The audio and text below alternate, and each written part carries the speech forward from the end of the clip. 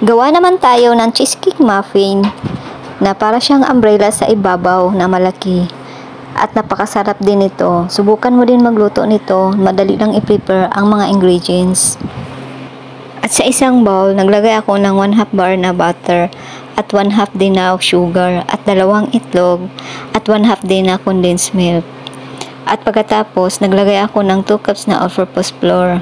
At sinala ko para hindi masali yung mga bubuo na flour. At pagkatapos paghalo-haloin, pag ganito na siya, ay maglagay na ulit ng cheese.